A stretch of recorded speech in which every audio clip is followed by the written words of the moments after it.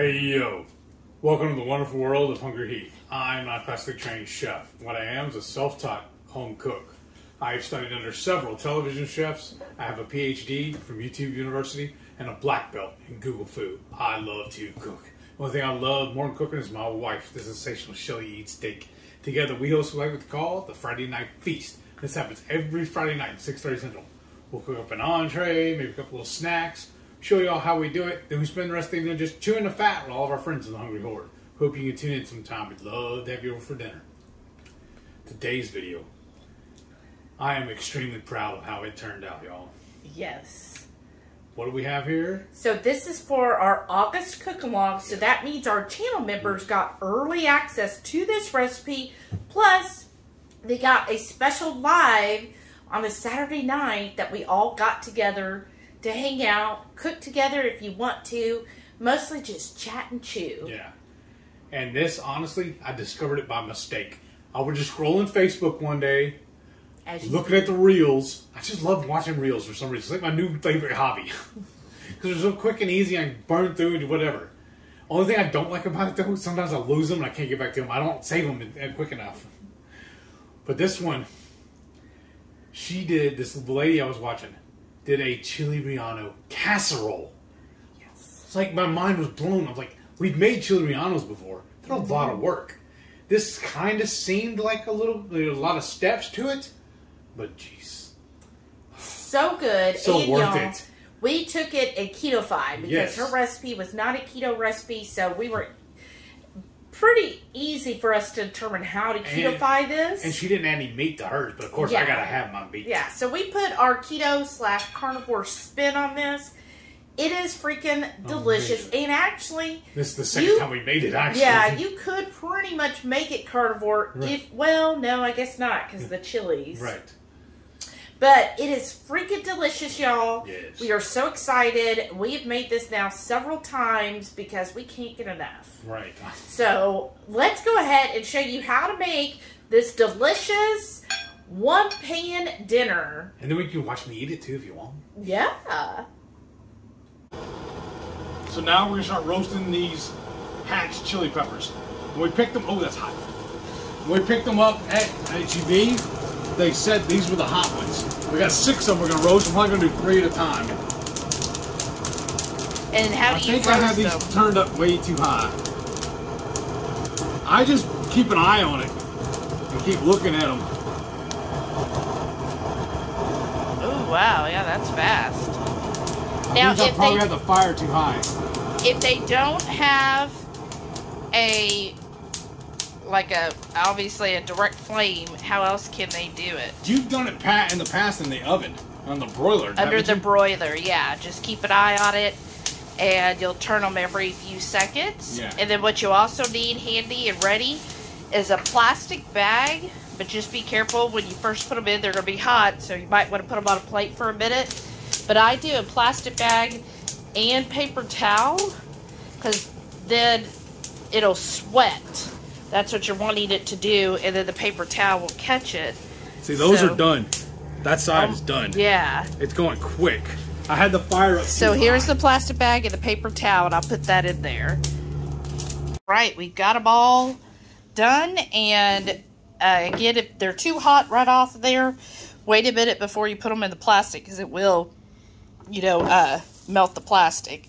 We have it like this. That's why I have the paper towel, and then you'll just seal it up, and basically it steams, and that'll get that waxy exterior off. So what I'm going to do for my meat mixture is I am doing this 80-20 ground beef. That's just what we get the log at HEB, I mean at Kroger. But yeah, any ground beef you want. However, you know, lean or fatty you want your meat. And you can use different types of meat too. So if you are not a fan of ground beef, you can definitely even use, we got at Kroger, it was called, was it Mercado, was diced beef. And that works really well too. So we're just going to kind of break that up a little bit here. I'll get my other spatula here in a second. And that was about a pound of ground beef. And then the other thing we're going to use is this Hatch chorizo, y'all. But any chorizo will do. So if you're not a fan of Hatch, you could definitely use your favorite chorizo. Well, I have to cut the casing here. But your favorite chorizo, or if you're simply just not a chorizo fan, I know it's not for everyone, you can just use even your favorite sausage. Alright, there we go. So this chorizo, it does have a skin, so you gotta break the skin off. Not the most appealing looking thing, right? So I cut the skin, so I get all of the chorizo out.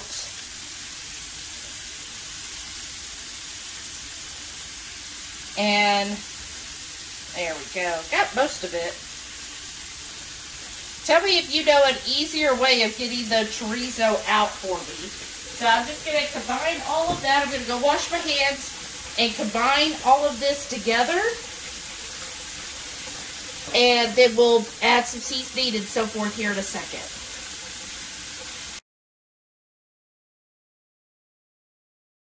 So I have everything broken up and somewhat combined, but I'm still working on it. But I want to add in my seasoning now so it really gets in there.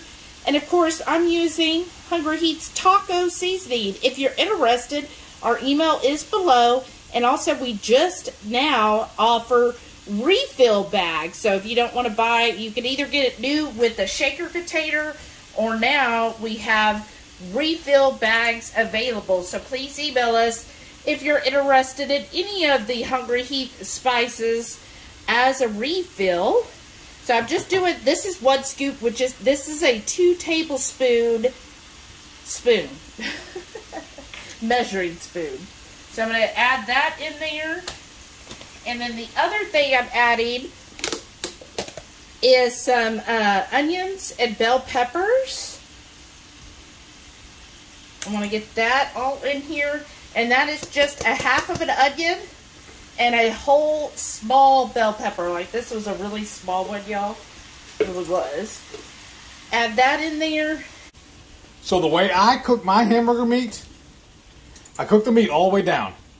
Then after it's completely cooked, I add all that seasoning. I didn't catch her first. I was off doing some other stuff. But the way I've always done it, if you read the little packets and those little taco seasoning things like Old El Paso or whoever, they tell you to add X amount of water. Well, my way of doing it, instead of adding any water, I empty the whole can with the juices and all of the tomatoes. The like Rotel version, and we're using the HEB's version. They're HEB's Rotel. HEB's Rotel. So it's just diced tomatoes with green chilies, which is going to be perfect for this recipe. Yeah. But I've always added that to my taco meat, and then once the meat is fully cooked, you put it down on simmer and let it go for usually 8 to 10 minutes, and then you just check on it. Most of the little flavor packets, the little seasoning packets for taco meat, they'll tell you to do the similar thing. And they'll tell you to put so much water or whatever it is. I just adapted it to my way of cooking and just started using the liquid from the can. Because why add extra liquid? You know, why drain that off and everything? So I just figured it would be easier to do that. And we don't drain off the fat. I've seen, like, even, I think the original person who saw this, she drained the fat off of. No, she didn't even do beef, did she? No. She didn't even add any meat to it at all. Yeah, so of course we got to add in our protein because that's important to get, y'all. So we're going to let this cook a couple more minutes, and then I'm going to do, as Heath said, and add the can of Rotel. So again, this is just a 10-ounce can. I'm going to add that liquid and all, and then let this simmer. With the lid on.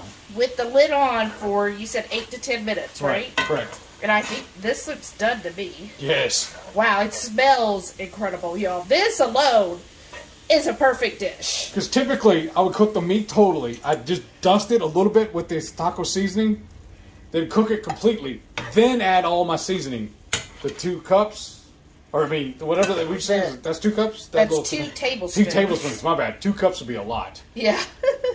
Add the seasoning that away, then add the water, liquid and all. The Rotel. Yeah, Rotel, and then put the lid on it and let it cook down. Yeah, she combines it well and let it cook down. Okay, to make our batter, basically it's a pancake batter. It's very much like 2KK's batter, right? I just modified it a little bit. So we're going to do 5 whole eggs. And then you will also want 4 ounces or half a block of cream cheese. And then a teaspoon of baking powder. Then some salt. I'm going to do a teaspoon of salt because this is savory. I don't want a sweet version, right? So probably a teaspoon of salt. And what we're going to season this with, since we're staying with the theme of Hatch, we have this Hatch Chile ground. So I'm going to do like 2 teaspoons of that to flavor it. So here is my baking soda, and then how I do the cream cheese, just kind of break it up. So I have it like in little chunks here. And I did try to soften it. So if you could let the cream cheese sit out for, you know, a couple hours. This one's only been sitting out for like an hour, y'all. So preferably do it, you know, 2 or 3 hours so it is really soft. That'll just help. But I mean, if you're doing it in a Vitamix like I'm using, you'll be fine. Because that Vitamix is really going to get it all mixed together really well. All right, and then just put the lid on and mix this together.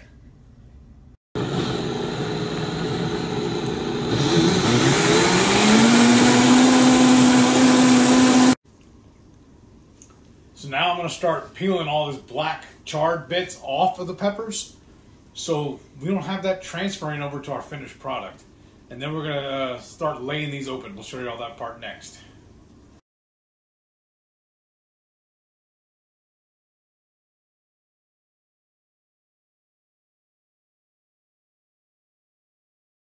Okay, so now I'm going to split these open so we can de-seed them. And this one's already got a hole in it, so I'm just going to follow that and just the natural seam, just like so. Just going to fold them open. I'm going to go all the way here to the seed. There, all the seeds are all right here. So I'm just going to lock this off real quick. No, my hand's in the way. And I'm just going to pitch this to the trash, and we'll just lay it over. And there's another little piece here. I'm just going to clean that off too. If there's a little bit of the seeds left over, that's fine for me. They're not going to bother me. I'm just going to set them to the side. I'm going to start working on the next one.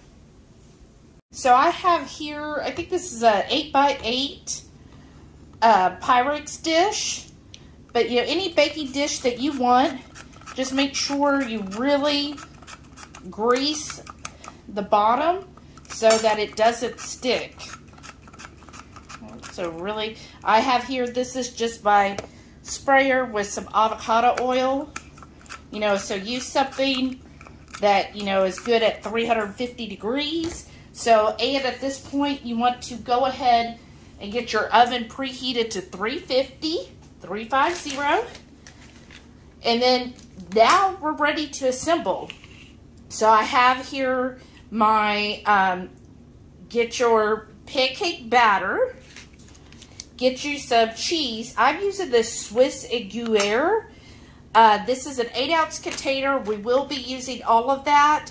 But your favorite cheese. Mozzarella would be a great one. Or you can even use different Mexican and Spanish cheeses.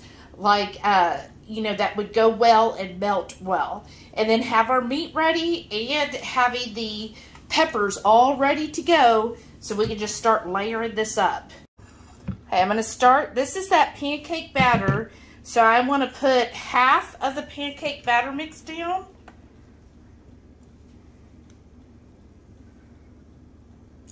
Make sure, you know, basically you get a good coating on the bottom. There we go.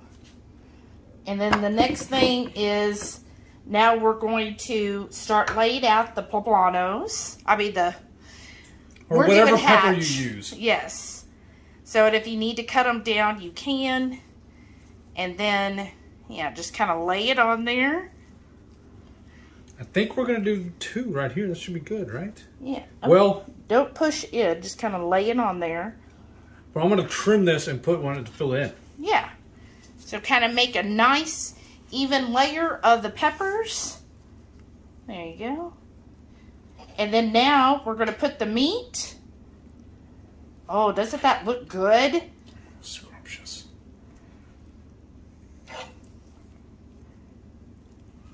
Let's do a nice even layer of the meat on here. Because we like it meaty, right? Yeah. Yes, chef. Word. Or what is it they say? Heard. Heard. Okay, now we're going to get our cheese. So we get about 4 ounces of cheese. Oops. Be generous with it. I like it to be generous. Don't be scared of the cheese. All right, there you go.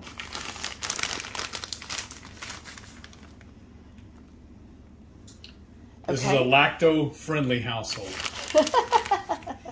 Okay, and then now we're going to do the poblano again. Make another layer of poblanos. Or Hatch, whatever pepper you're using, do another layer of it. I'm going to trim this to go in here a little better. All right. Because these are those different shapes because they're natural. That's right. Okay. And then I think like, well, I'll just do this. Yeah. Y'all, this is so good. And to me, much easier. Or I need one more little piece right there. If you've ever made, we'll use that one that's already cut. No, the whole thing I think will fit. Okay. If you've ever made Chile Rellenos from scratch, the original telling style. you, this as a casserole dish is way, way, way better. Because it looks like there's a lot of steps to this, but I really feel like the traditional Chile Rellenos are a lot more labor intensive, honestly. Right.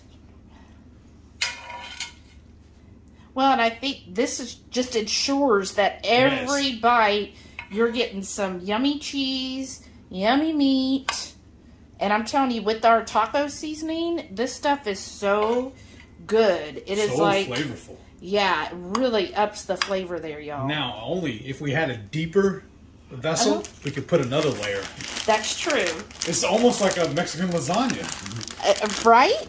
It very much feels that way. So we're going to do... actually Tex-Mex, really. Right? We're doing our own spin on it. We're going to do another, or the rest of that cheese.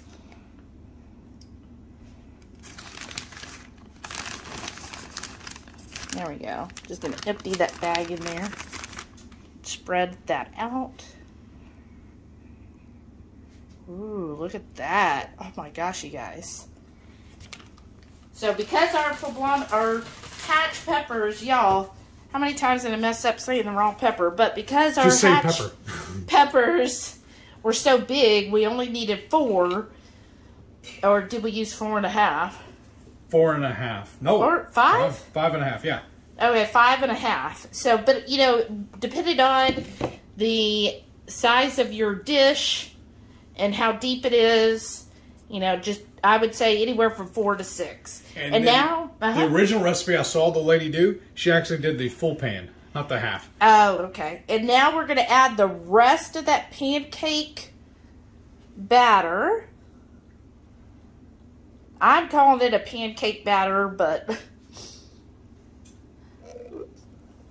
I'm going to get my, there's still a lot in there. I'm going to get my spatula and scrape the rest of that. And then it'll go in the 350-degree oven for 20 to 30 minutes. Just check on it after 20 minutes. Like on my oven, I'll have to spin it around so that it cooks, you know, evenly.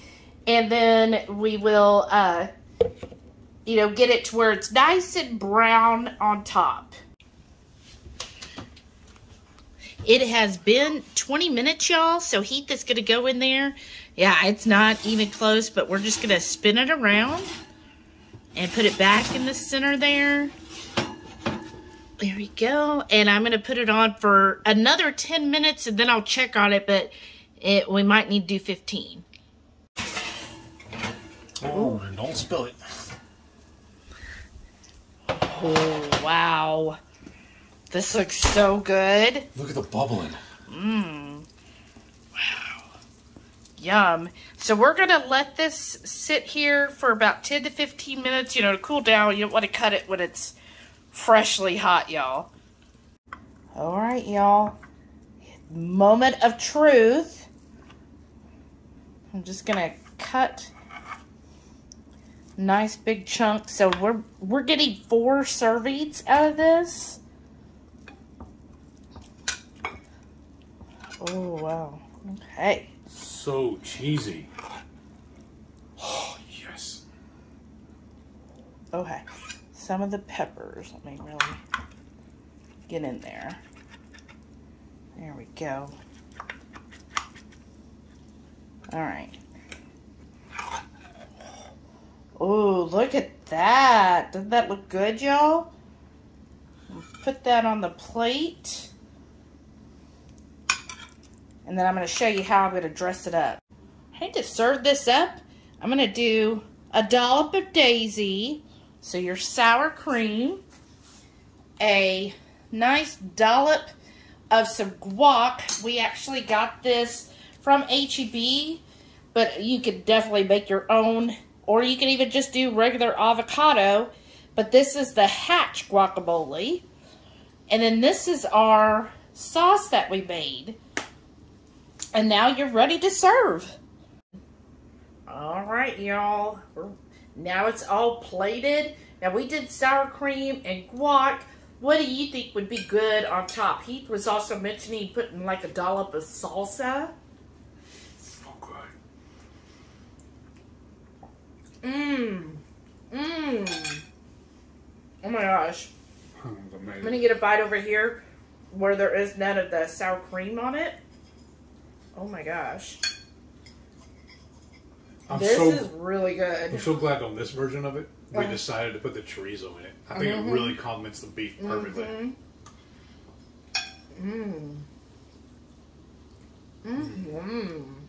Wow. Wow, y'all. That is really good. Now I'm going to get sour cream and the guacamole. And I think fresh avocado would be great on it as well. That's what we did last time, remember? Mm-hmm. This is good with the guac, though. Yeah. Oh, my gosh. Oh, my gosh, you guys. Why did we not do sour cream last time? This is awesome. This is amazing. This is really freaking delicious.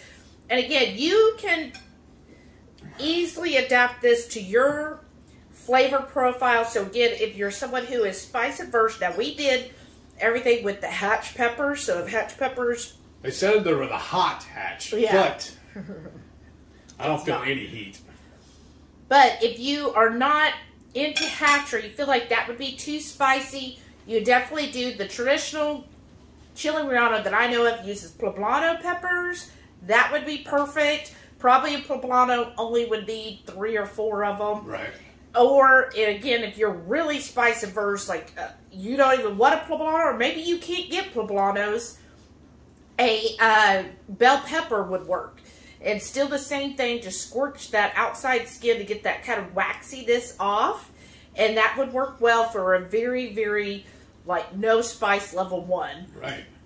But this is delicious. With the pancake batter, it works perfect. Perfect in here. And the meat and everything, it's really delicious. Like a lot of great flavors. And this is, you know, you can either meal prep this for the week. And you could definitely eat on it all week. Or this is great, like if you're, you know, hosting some friends or family. It's an easy casserole dish for everybody. Yeah. I mean, we gave ourselves a big slice, a big hunk of it. You know, half that casserole dish. But you can slice it a little thinner and go a little further, folks. Oh, yeah. With a salad or something, too. Right, and I really feel like, especially if you're in a household where maybe not everybody's keto, everybody would love this. And they would have no idea that it's keto, right? Because really the only thing that's keto is the batter. Right. You're just using a keto-friendly batter instead of the traditional flour batter. Right.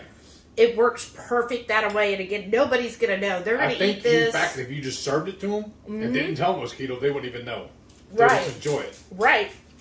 And that's another dish, like, especially if you have somebody who really needs to go keto, they have some health problems. It's a great dish to give them to say, look how versatile and delicious keto is. Because sometimes, especially when we first started, we heard a lot of people that was like, I just don't know what to eat on keto. You know, what am I going to eat on keto?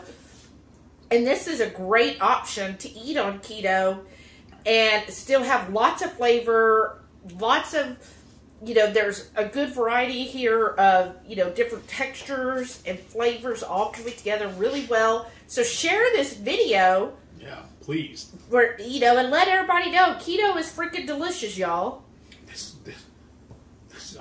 I'm like speechless. This is just, like I said, it's the second time we made it. The last time we didn't put any guac or sour cream on it. I think this takes it to another level now. It's just stellar. It's superb. Very delicious. I'm so glad I randomly ran across that. Yeah. That's what I've told you before. I get inspiration from everywhere. Even running down the road looking at a billboard. Right. Different restaurants and stuff like that. This is stellar. I'm just pleasant. I mean, not pleasant. I'm just very pleased with it. Like I said, I'm almost speechless. Delicious. Yes, I gotta go in for another bite. So I gotta tell y'all, thank you for watching. Thank you, thank you, thank you. Thank you. And I was gonna say, don't forget every Friday night, 6:30 Central, we go live for the Friday night feast. We cook an entree, maybe a couple little snacks. We'll show y'all how to do it, and we spend the rest of the evening just chewing the fat with all of our friends in the Hungry Horde. We hope you can tune in sometime. We'd love to have you over for dinner. Thank you for watching. We'll see y'all in the next one. And please stay tuned to see all of our wonderful channel members. Again, thank y'all so much for your support. I hope you love this recipe too. I can't wait to see all of you make this recipe and share it in our group, which is the Hungry Horde headquarters. Find that below. And if you want to become a channel member, hit that join button. We'd so appreciate it. Welcome you to the Horde. And keep this Hungry Horde going and watch this next video right here. Bye.